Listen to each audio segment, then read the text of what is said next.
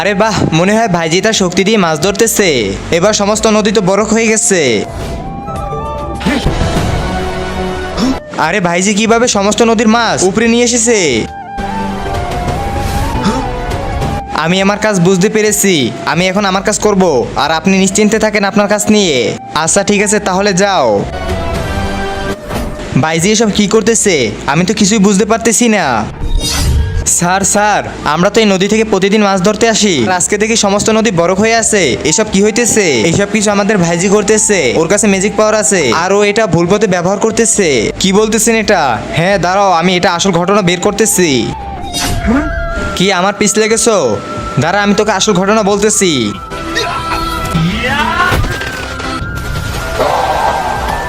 আরে বাবারে, এটা আবার কে?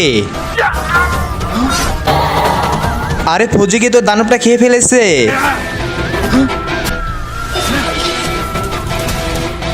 আরে ভাইজি, তুমি এসব কি করতেছো? হ্যাঁ এখন বল। ভাইজি তুমি এসব কি করতেছো? তুমি কি জানো না তোমাকে এই শক্তি দেওয়া হয়েছে মানুষের উপকার করার জন্য? ভুল পথে কেন ব্যবহার করতেছো? আরে ভাই, তুমি আমাকে আসলে চিনতে পারোনি। দেখো এবার আমার আসল চেহারা। কিন্তু তার আগে তুমি যদি বাংলাদেশ আর্মিকে ভালোবাসো তাহলে লাইক করো, আর যদি ইন্ডিয়ান আর্মিকে ভালোবাসো তাহলে সাবস্ক্রাইব করো, আর পারলে কমেন্টে তোমার দেশে পতাকা দিয়ে যাও। আমি দেখতে চাই আসলে কোন দেশের অডিয়েন্স সবচেয়ে বেশি। আসলে এসব কিছু আমি করেছি।